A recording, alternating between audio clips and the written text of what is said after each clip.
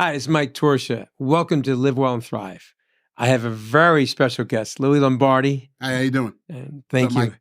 And as you know, you probably have seen him on Sopranos, 24. I can go on and on forever. Every time I turn on Amazon or Hulu or something, Louis up there killing somebody or getting whacked. I'm a cop and everything. I very rarely play a gangster in all my projects. Wow. That's the whole ironic part of me. I grew up in the Bronx, my grandfather did 30 years in prison. All my friends did 25 years in prison, and I was on the street since I'm 10, 11 years old, even before that. So you were a fed on Sopranos. Yeah, that's why people go, that's right, you're the gangster. right. I go, name one thing. They go, Sopranos. I'm the FBI agent. 24. I'm the cop. Wow. Entourage, I'm just a regular neighborhood dude. So I never, ever, ever played actors for a big Italian. But you have that vibe. It's so cool. Right, but that's one of my, that's what we were before we were. Most of my friends and family did so many years in prison. And what happened was, it was a fortunate thing for me because when they all got arrested in 93, the streets were empty. And I've been on the street since I'm 8, 9, 10 years old. And if you hear Big Pussy from The Sopranos, when he was talking about me on the podcast, the Sopranos podcast, he goes, Louis used to come into my place and like shake me down at 13 years old. And that's all we knew, growing up, we didn't have, like avenues. Everybody was a street person. So you either adapted to the streets or you didn't. No one really went to school. None of my friends I went to like 5th grade. I didn't go to acting school, film school, nothing. I used to audition. I didn't have money to go to NYU. At then it was 50, 80, and 90,000 in the 80s. Yeah. So what I would do is, I always wanted to be an actor. I have headshots. People go, when's your big break? Sopranos? Before Sopranos, I did 70 movies. I did 3 TV series before Sopranos. So how did you get into it though? What did you do? When I was a kid, my father was killed when I was 3. So my mother kind of bounced around. But I'm writing a book and it's called, Breaking the Cycle from Tragedies to Triumph. So every time something horrible happens, 10 times greater stuff happens for me. So when bad things happen, I thrive. I get more energetic. And that's what my whole life is. And look where I am today. Remember, I didn't go to acting school, film school as a kid. I would sit home and I would watch TV. Odd Couple, All in the Family throughout the 70s. Wow. And I would fixate on TV because I had nothing else. I didn't go to school. I didn't go to school ever. Ever. Wow. And I would sit there and I would watch these shows. And then when I went to my other grandmothers and lived with her for all, I would watch Carol Burnett show. And then it turned into Mork and Mindy, all of the 79, then 80s. And then I watch all the Cannell shows and the spelling shows and the Bochco shows. So my whole outlet after this, this crazy existence, I just fixated on TV. And at 12 years old, I have headshots at 12. That's why when people go, you just did The Sopranos? I'm like, shut up, you morons. Do your research. I did movies from 93, 94, 95. Boy, before I knew Gandolfini in 95. He was the best guy in the world. I knew him way before, 8 years before Sopranos. Yeah. So what I did as a kid, when people go, oh, I don't have money, I don't go to school, I go, this is what I did. As 13, 14 years old, there was a magazine called Backstage. I don't even know if it exists anymore, but it was a newspaper you get, and it tells you all the. That's how I got. It's still around. Yes. Is it really? Yeah. Yes. Oh shit! I thought I was that old that they don't even make paper anymore. So Amongst Friends, the film I did with Rob Weiss. Yeah, that was my first film. Wow. So me, Rob, we go back from 1990. Mira Sorvino cast me in that. She was no one. Wow. She was just casting this movie. Rob was there. We were doing this little independent piecemeal movie. It took 2 years. So what I would do is I would go through Backstage and I would buy, at the time in the 80s, people don't get it. You would buy 500 headshots. Yeah. Staple your resume. You send them out with the envelope. So what I did was I would get Backstage every morning to 12, 13, 14 years old. And I would send my headshots out and stuff. So I auditioned from a lot of NYU films. So what I did was, not only did I learn how to act for free on a real set, because an NYU film's a $100,000 movie these rich kids make. Oh, wow. They make these films. Yeah, they're real movies. I traveled all over back then doing these student films. Yeah, they have money. They make these budgets on these NYU. And NYU cost $100,000 a year to go to school and make films. But I would learn. I didn't want to go to acting school. I was never good in school, so I didn't want acting school. I didn't believe in acting schools. I believed you have to be in the trenches no matter what you do. I don't care what it is, right? Yeah. Put me in. I'm that guy. You show me 2 minutes, I'll be throwing touchdowns in 30 seconds, you know? It's the mindset of just always, if you want to learn, you can. The people who don't want to learn, they don't want to learn. Yeah. So I can't learn. You don't want to. You can, but you choose not to. My mindset was always like, I want to be in there. I want to be in. Even when I played sports for 10 years in East Harlem in an 11-man full contact, no equipment league. Like we won 3 championships. You know, I was the youngest dude in the league. I wasn't even allowed to be in the league. So my point is when I would do the NYU films, I would learn how to act for free. Instead of you paying $500 a month to go to a class, I'd be on sets. I would send my resumes. They would call me, and I would audition for NYU films. So now I'm in the real trenches of making a movie, but on a very low level. A very low scale, not a big feature, but these NYU films. These kids were spending $100,000 to make these movies.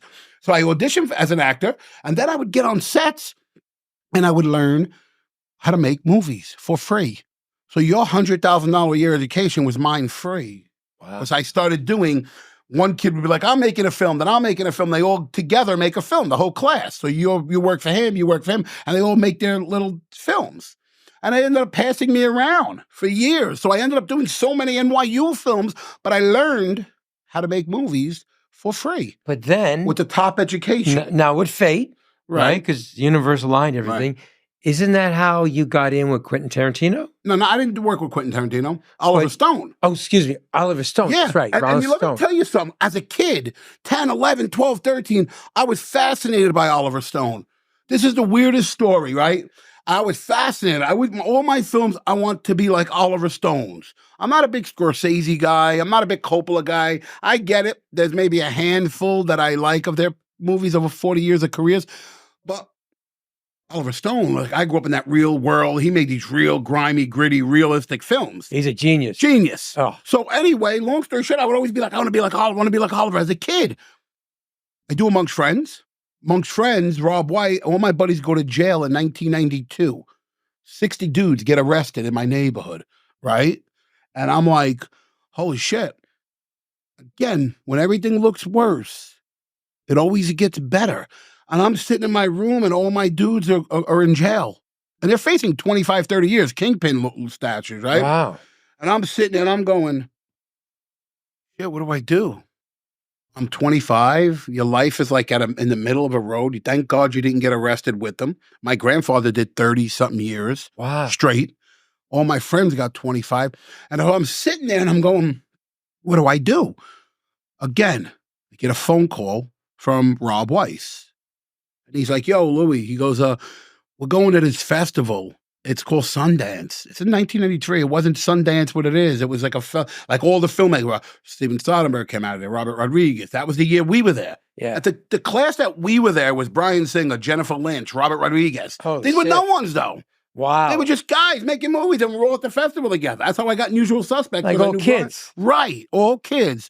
So anyway, we're sitting down. I'm thinking, where my life goes now, right? This is crazy. Get a call. Rob's like, yo, dude, remember that movie we did 2 years ago, Amongst Friends, my film? Yeah, it's got accepted to this festival in Utah, Sundance. He goes, you should come. I was sitting in my couch. I had $5,000 left for my street days in a car, and there was nothing left. It was all meant to be. Because I said, yeah, I got nothing.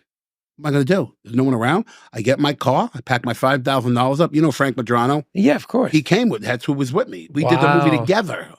And then we became friends. Like he was like an older brother to me forever. I know Frank since 1991. And we got in the car together and we drove to Sundance. We drove to LA first, he and I, me and Frank, which was, you had to be in a car with him for 5 days. Hysterical too. Between the two of you guys? So that was our role. Well, it was supposed to be one role, one role.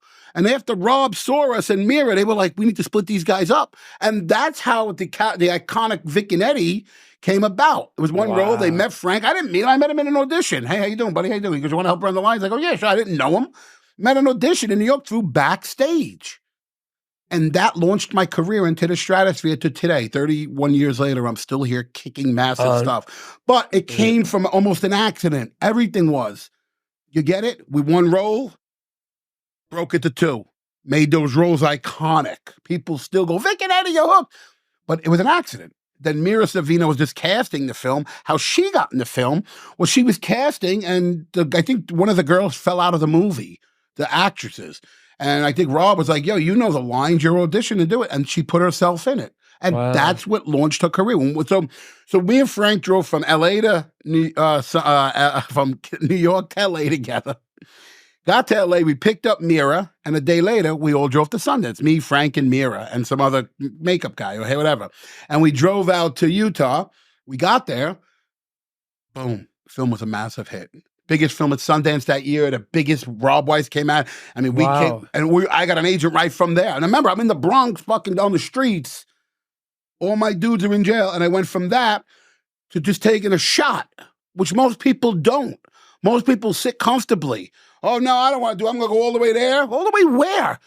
Manhattan. My friends in the Bronx, where you go, I got to walk. It's 15 minutes, dude. You're not walking. You're in a car. Oh, no one takes shots. Most neighborhood people grow up in, they stay this.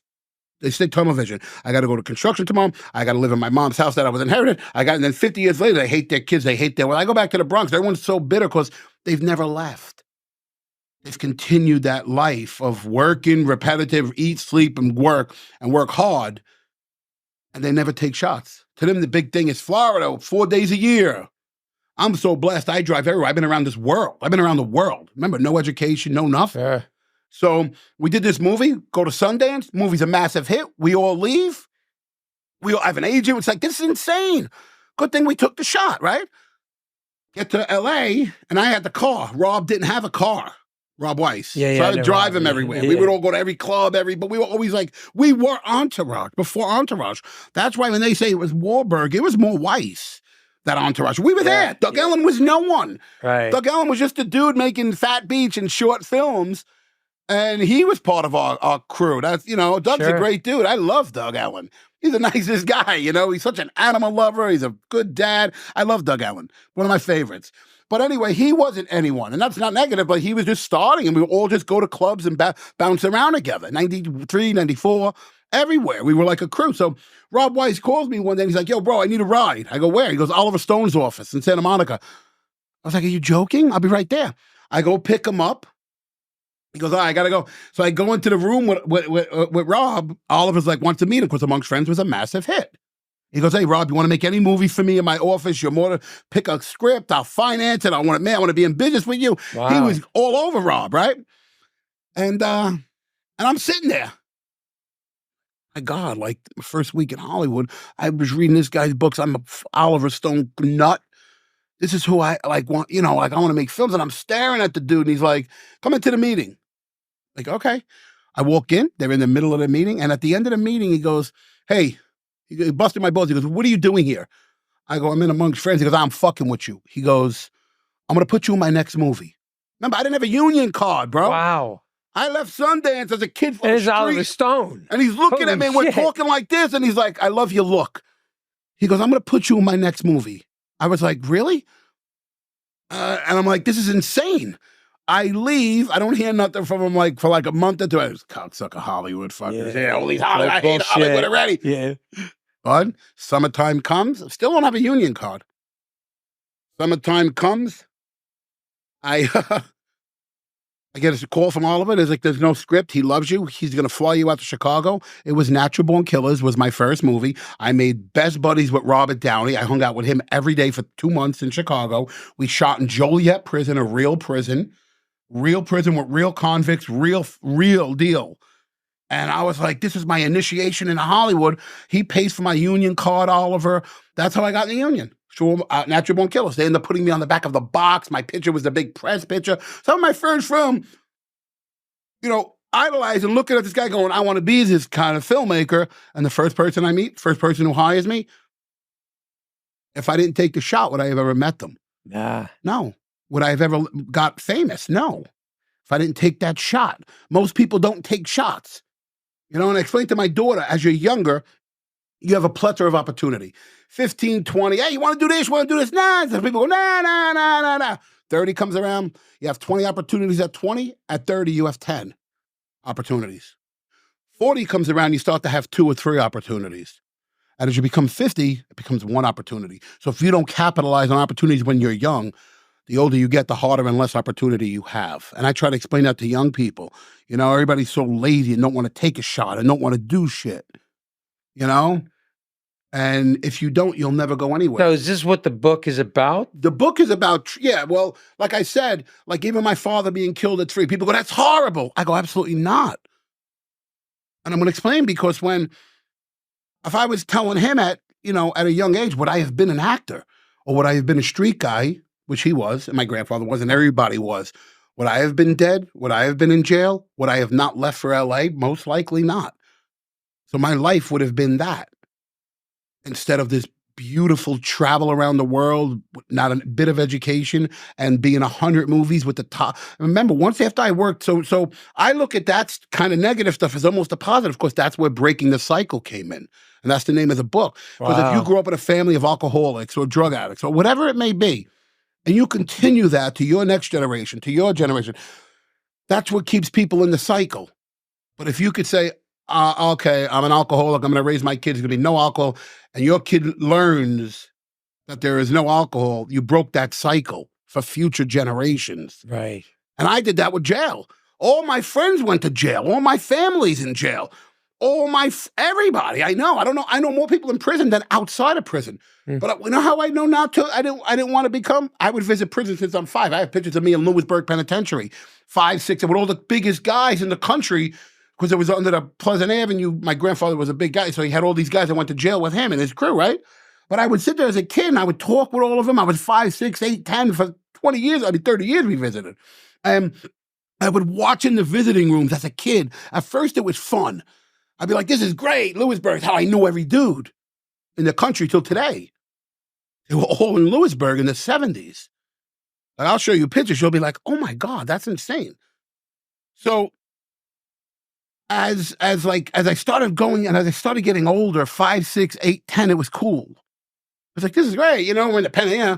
But as I turned 15, 17, 18, I started realizing, look how miserable most of these people are. Their kids are on drugs. They're in jail. And who suffers? It's not the men. It's the women who have to bring up these families, who have to struggle, who have to suffer. So it's the moms that take the burden of the prison time. It ain't the guy. The guy's in jail eating fucking Matagot, while the women are out there bringing up 3, 4 kids trying to pay rent. Doing bullshit, yeah. And I learned that firsthand. And that's where the pizza company came in. That's the funny thing. It's all a tale that twists together. So as a kid, I learned, wow, this life is awful. But I was stuck in it because that's all we knew. It's all we have in the prison. So when you were going to the prisons younger, it was like cool. But then when you'd leave, you'd feel sick, right? No, as I got older. Well, as you got older, and I would be on the streets with their kids and their wives, and their wives would be suffering, and their kids would be on drugs or going to jail. And I was like, this is awful. Like, I would be like, is this like the life you, like, do I? So imprinted in your brain. Yeah. What the fuck am I going to do? Like that? Yeah. And I didn't choose to be in it. Most people go, I want to be a gangster. And they follow people. I was born into a whole life of everybody around me. Well, they saw the glamour with the mob. They didn't see the darkness you saw. Yes. And I started going, all right, I don't want this. And that's when I really dug into acting, 15, 16, 17, 18. I just used to do it. And I would just sit there and I would do it. So when all my dudes got pinched, the most horrible thing turned out to be the best thing in my life. Again, another horrific thing. You know what I'm saying? Turns out to be the best thing, because I would have, who knows? I'd be doing 30 years instead of 100 movies later. So after I met Oliver, he put me in his movie. I shot Natural Born Killers. And when I got back, now I have my union card.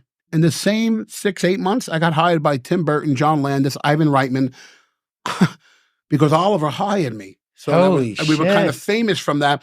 And I ended up doing movie after movie after movie with the best directors in the world. So I went from student films learning how to make movies to now working on sets with the biggest directors in the world. And that was, I've been doing this since I'm 12. I've been in LA 31 years. I still watch every single person. What are you doing? Why are you doing that? Why are you doing this? Why are you moving that? And they love it because they want to teach. So a lot of these people that are like camera people and lighting and this are like, well, they want, and I love it. I'm still interested like I was first day. When I get on sets, I want to know why everybody's doing everything. Why are you doing that? Just as a curiosity. That was always my thing. Learn. You can learn for free.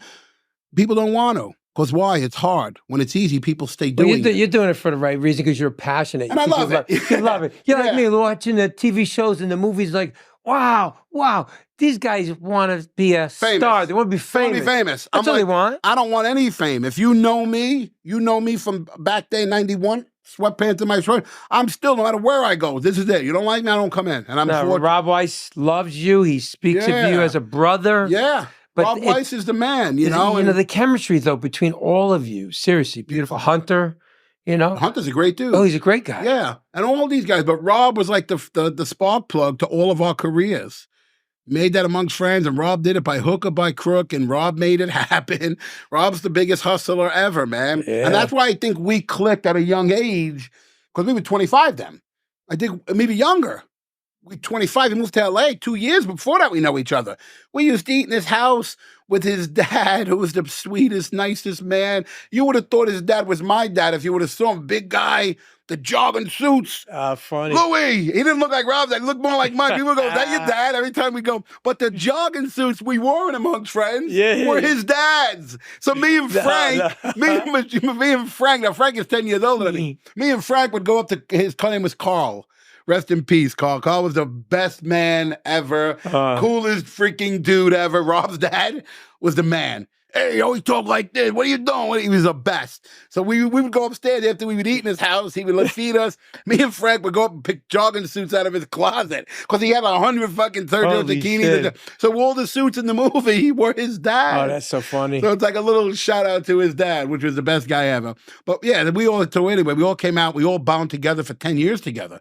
We would go out every night. It was Entourage was Rob. That's fact. I was like the turtle guy, you know?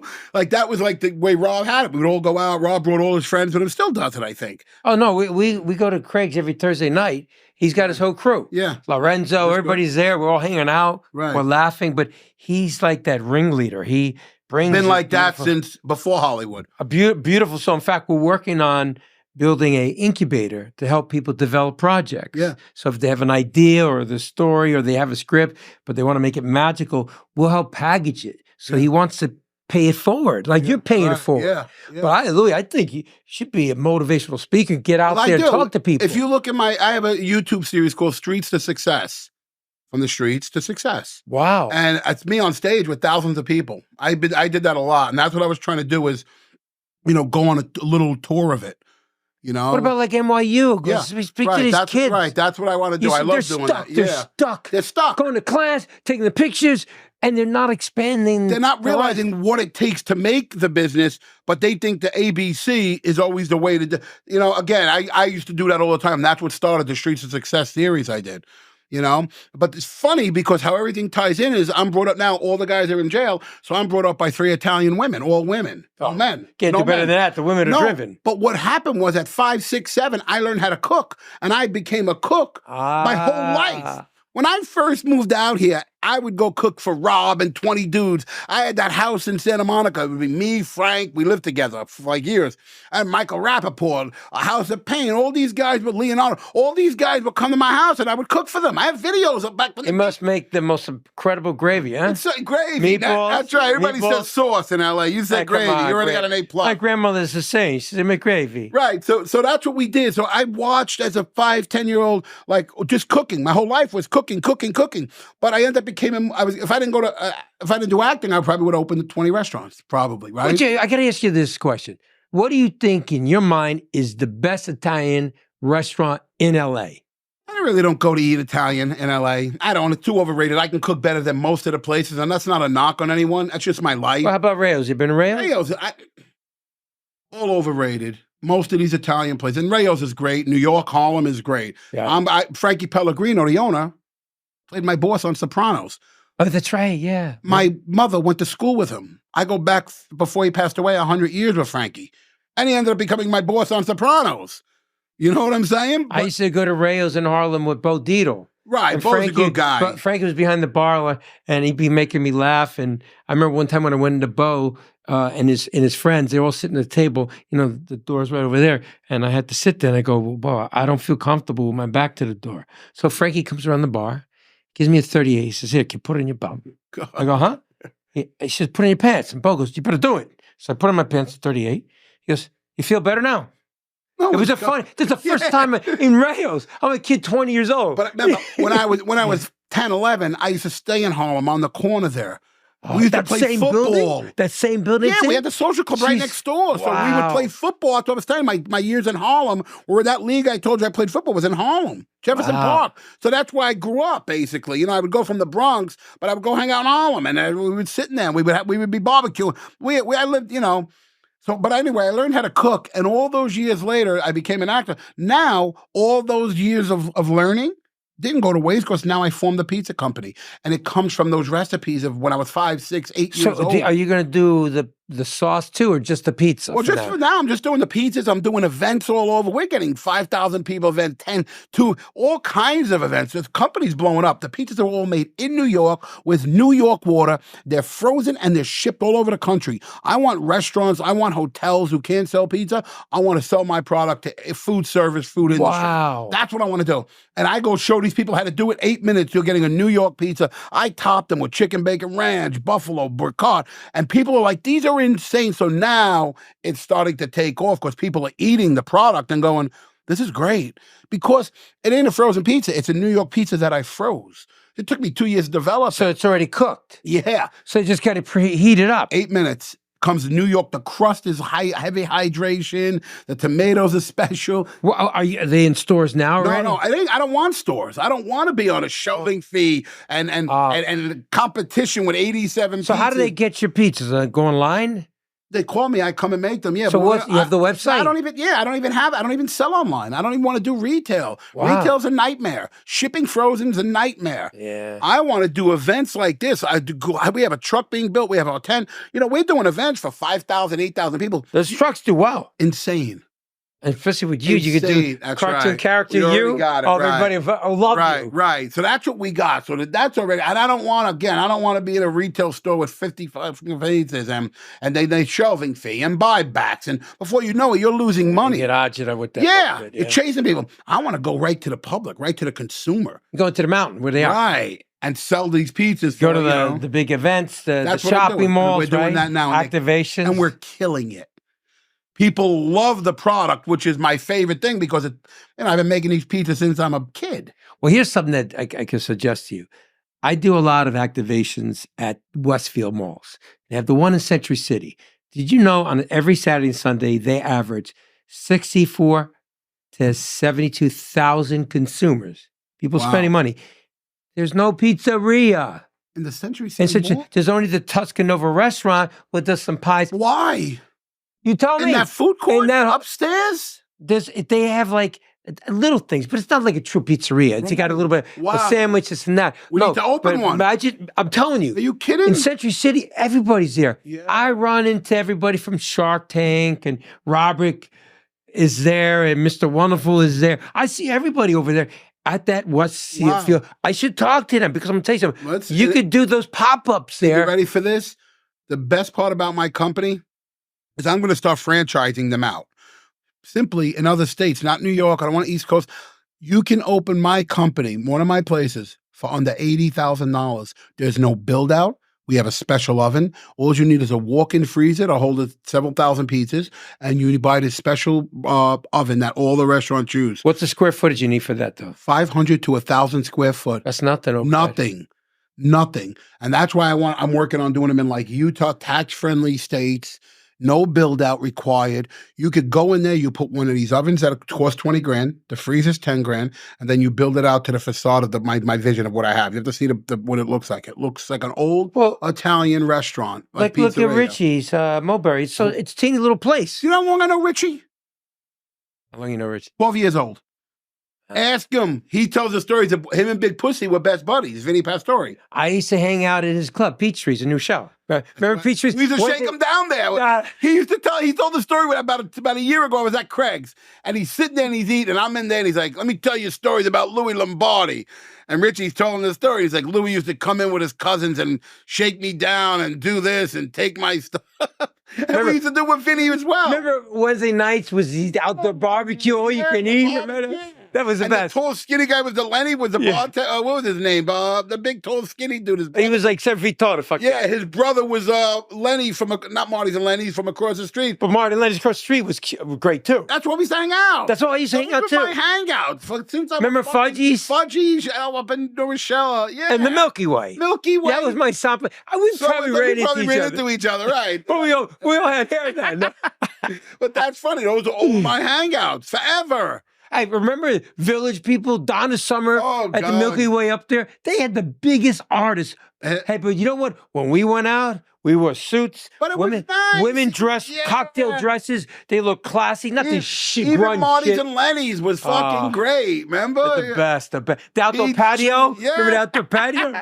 But my friends owned them and all, so we would just go in and hang out in all the rooms. But Peachtree's was Take 5, then Peachtree's. Remember Nick Cali? The powerlifter with the big suspenders, he's always in the front, the Marty Lenny's. Right, yeah, I mean, those guys were my buddies. You know what I'm saying? Yeah. Like, that was my upbringing. I'm talking 12, 13, 14, 15. That's how I know Richie and Vinny when I was 12. I'll show you a video of Vinny Pastore talking about how he used to own a bar called the Crazy Horse. I remember in Vegas. No, in L.A. I mean, in New Rochelle. In New Rochelle. That's how we started. Oh, that's right. And you know how we started as an actor? Matt Dillon and Kevin Dillon would go in because they're from New Rochelle, and they talked Vinny into becoming an actor, and he followed them, and they started Vinny as an actor. What was the one where the guy he whacked the guy, and he threw him in the back of the dumpster? Was that Crazy Horse? I don't know, probably. Yeah. But yeah, so that's how long I go back with Richie and Vinny, since I'm a fucking kid. Hoops. Remember Hoops? Hoops. Right on Main Street. Remember, right? Jesus, this is great. All the places. But that was what... Those are the days. Those are the days. That was fun when you go out all night. I were out till the next day, 12 and then all the after hours after that. Remember, then we go to West End 2, Jones, and sleep on the beach? West right? End. We go to everybody's at the diner. Right. I met more girls in the diner after the club was... And then you drive to the beach at like 5, 6, 7 in the morning. You don't traffic. You get there, you just crash. You sleep on the beach and wake up in the sun. Oh, my God. And then Orchard Beach. I don't know if you ever been to Orchard Beach. Of course. In the Bronx. Playland. Remember Playland? Fucking, that's where I grew up. Yeah. Orchard Beach. All of it. You know, I love that roller coaster.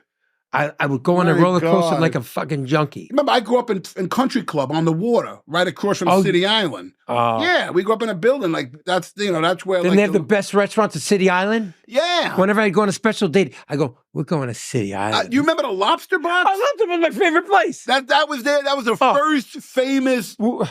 The massive shrimp cocktail, the lobster tail. At the end of the strip. And then at the very end, they had the calamari. You eat outside with the birds fucking. I love calamari. Yeah. Oh, I love calamari. Man, that was the old days. Then they had like Sammy's Fish Box, the Lobster Box. Well, I grew up right across from there. The best seafood. Yeah. But that was for my special dates. That when you had a little couple of everybody a lobster tonight. Yeah. But all my buddies owned every pizzeria in the Bronx. That's where I got my education. See, like I learned how to act by watching everybody till today. Yeah. I still watch everybody. I did that with food growing up. All my buddies own pizzerias, and even when I got up, I watch her. What do you do? Why do you do that? Why do you ferment? Why do you do it? And I've learned so much just by my people doing it, and I love to learn. I listen to everyone. I want to hear what you do, why you do it that way. I want to hear. I love stories, you know. So anyway, long story short, it was Rob calling us that time, took me out of the gangster world, which broke the cycle, because now my daughter is never going to know what it is to visit prisons like I did my whole life. That's what I'm saying, but that broke that cycle. Now she's a normal kid, and we're normal. I'm not. And she's your partner, right? Right, yeah. And she actually owns it. Yeah, she actually owns it with me. Good for you, we man. Cook every night. I've been cooking with her since she was a baby. I've been teaching her. I have pictures of her at 4 or 5 years old making pizzas in the house. Wow. Where's the next event? You got to we have one March 16th, 5,000 people in Irvine. And then we're getting calls now, all people going, we have 1,000 here, 2,000 there. Those are what I want to do. We show up, we put our setup, and you're making a lot of money, but you're also having fun. I like people. I want to eat with you. I want to talk with you. When you come up, I don't just like, here's your pizza, bye. How you doing? What are you doing? I get around there. Yeah. I love communicating with people. I love it. That's my biggest strength. That's how I became an actor, like my personality. this is why I don't like the business now, is because how I got so many movies was I would just walk. I would go to auditions, And people would be like, oh my God, he's so funny. Before you say a word of dialogue, it's your personality that encapsulates everything. That's quick. Guy's got energy. He's exciting. And that's how I got most of my 100 films. Yeah, but now, Louis, You got this Zoom. How's anybody going to feel your personality? You can't translate your personality on Zoom. I say that to everyone. I don't even like the self-Zoom. I don't even like the self-tape. Self-tape? They're not even watching them. They said it. Yeah. Who's going to watch 8,000 videos? That was the fun part when I used to go into rooms like this and producer would be saying, you start busting balls and you interact. And they would go, we want Louis. Even if the audition was this big, I would get hired. And that's how I did so many. I would get in. Now, there's no more audition. It's a joke. Yeah. You're doing Zooms, you're doing this. No one could. That's why it's so impersonal. Right. But that's the state of the business. That's why so much stuff is failing. There's so many shows being failed. There's so many cancels. There's so many.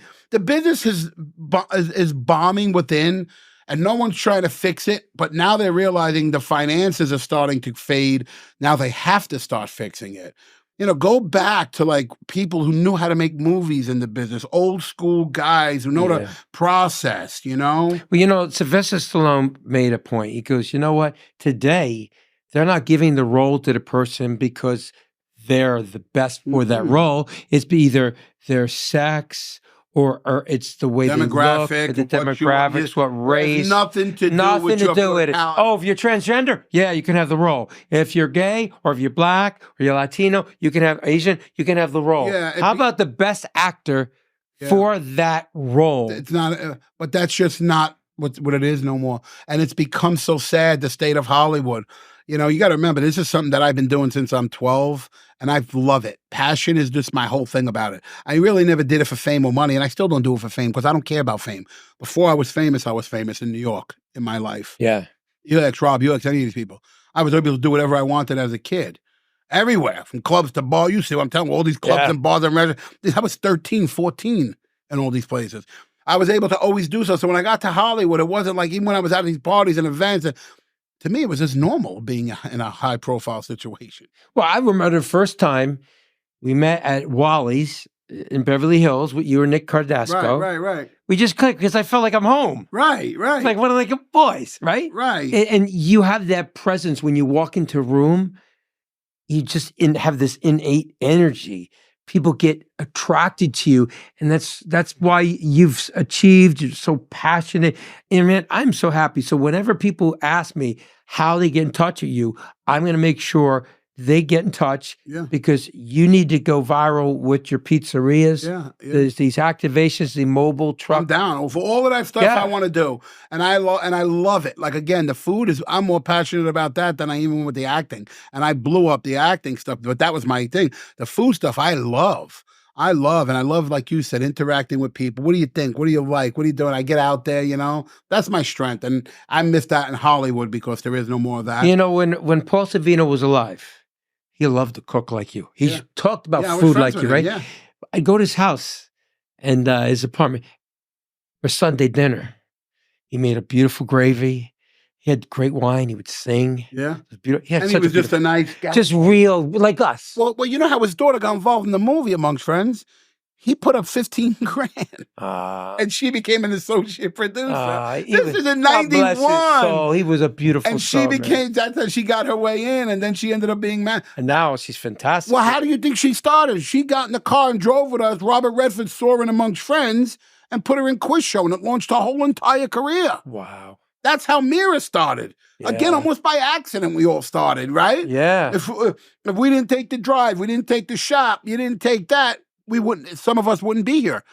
And again, that was my biggest thing was I left with nothing. I took the shot, I broke the cycle, and that's the whole story of my book. The book is going to be more about inspiration and motivation. And the name of the book again? It's Breaking the Cycle from Tragedies to Triumphs. Beautiful. I mean, every time a tragedy happens, biggest triumphs happen in my life. Well, you got my full support. And listen, because we've got to cut it now because we got a deadline with the taping. But I want to thank you so much. Yeah, this was great, man. Anytime. I'll come back. No, I want you to come back. We'll bring some pizzas next time. Yeah, have everybody try out the pizzas. Enjoy, Yeah, I would have brought them today. Yeah, absolutely. No, next time. But this is great, man. Again, the journey, anything you do in life, right? Appreciate and enjoy the journey. because a lot of people, it can end all tomorrow. I'm watching young people pass away and old people and I'm going, these people are in healthy shapes. You just don't know anymore. Stop counting everything and looking at everything so negatively or objectively or whatever people consider it.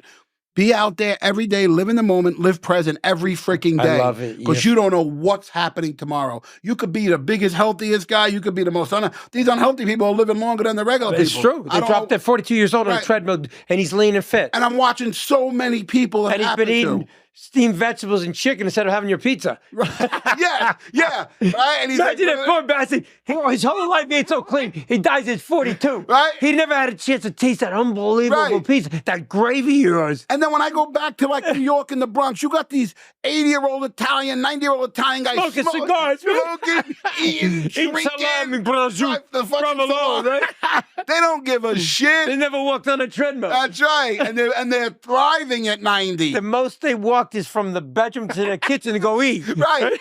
You know what I'm saying? And I look at these guys and I'm like, this guy's a butcher his whole life. He meets every day, he smokes, and he's 90. And he's still walking up and down, butchering the meat. You know, I grew up in with these old Italian guys where they made their own wine the season. Then they made their own sauce. You know what we should do is documentary. Like that guy, he went to the Blue Zone in Europe and he tried to figure out how these people live over 100. You and I should do a kind of a spoof documentary. Me, you, and Rob. And go to the Bronx, go to Brooklyn, do the research. 100. How old are you? I'm 102. How old are you? I'm 98. How old are you? 104. Well, isn't that like Italy? And what's your diet? Right. Isn't that like Italy? Yeah. No, seriously. They're all 100 years old. No, we got to do it. And they eat pasta and pizza and cheese every freaking night. I love it. Man, what a flashback talking to you, dude. Oh, man. From the clubs, the Peaches, the Marty, all the hangouts. We crossed paths, but we love never. It. I probably have, yeah.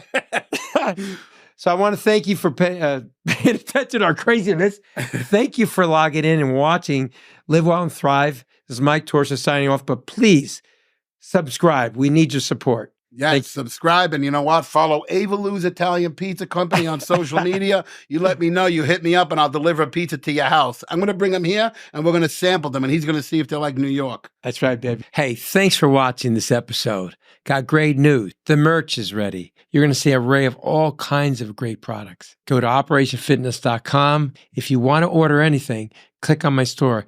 Thanks for your support.